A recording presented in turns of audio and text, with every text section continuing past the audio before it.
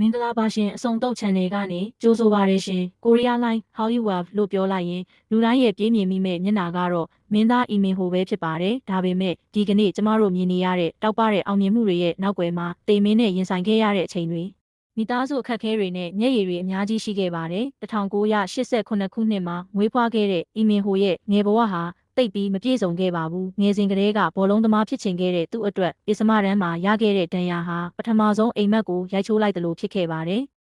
မိသားစုစီးပွားရေးမပြေလည်တာကြောင့်အဝတ်စားတစ်တောင်မဝယ်နိုင်ပဲအမဖြစ်သူရဲ့အင်ဂျီဟောင်းတွေကိုပြန်ဝစ်ခဲ့ရတဲ့အထိသူဟာဆင်းရဲပင်ပန်းမှုကိုခံစားခဲ့ရတယ်ဒါပေမဲ့သူဟာမိသားစုကိုအယမ်းချစ်တဲ့သားလိမ္မာလေးပါသူအမှုပညာလောကထဲကိုဝင်ဖို့စ조사ချိန်မှာတော့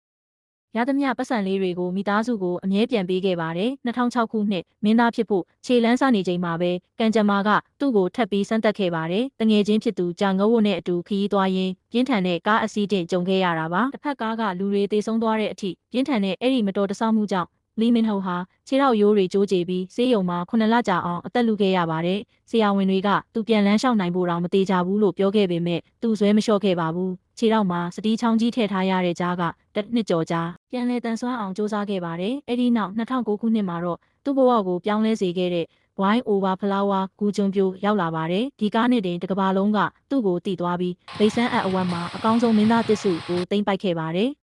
အဲ့ဒီနောက်ပိုင်းမှာတော့သူဟာ2011ခုနှစ် City Hunter ကားနဲ့အတူအရှင်မင်းသားအဖြစ်နာမည်ကြီးပြီး Korea Drama Award မှာအကောင်းဆုံးသရုပ်ဆောင်ဆုရခဲ့ပါတယ်2013 The Heirs မှာ Kingdom ဆိုတဲ့နာမည်နဲ့အာရှတလွှားကိုလွှမ်းမိုးခဲ့ပြီး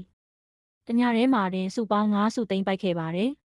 2015 Gangnam Blue ရုပ်ရှင်နဲ့ကိုရီးယားရဲ့ Oscar လို့ခေါ်တဲ့ Grand Bell Award မှာအကောင်းဆုံးမင်းသားတစ်ဆုရရှိခဲ့ပါတယ်။သူ့ရဲ့အခြေရေးကလည်းပရိသတ်တွေကြားမှာအမြဲရေပန်းစားခဲ့ပါတယ်။ City Hunter မှာအတူတွဲခဲ့တဲ့မင်းသမီးပတ်မင်ယောင်းနဲ့ခေတ္တတွဲခဲ့ဘူးသလို2015မှာတော့အမှုပညာလောကရဲ့ပါဝါကပ်ပဲအဖြစ်မင်းသမီးဘေးစုစီနဲ့3နှစ်ကြာလက်တွဲခဲ့ပါတယ်။ဒါပေမဲ့2010ခုနှစ်စစ်မှုထမ်းနေချိန်မှာပဲသူတို့နှစ်ဦးလမ်းခွဲခဲ့ကြပါတယ်။လက်ရှိမှာတော့သူဟာစင်ကယ်အဖြစ်နဲ့အမှုပညာအလုပ်တွေကိုပဲအာရုံစိုက်နေပါတယ်။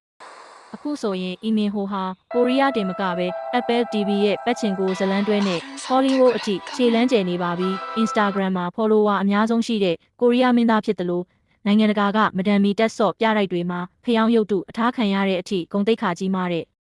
အောင်မြင်တဲ့မင်းသားတစ်ယောက်ဖြစ်လာခဲ့ပါတယ်။စင်းရဲတဲ့ဘဝ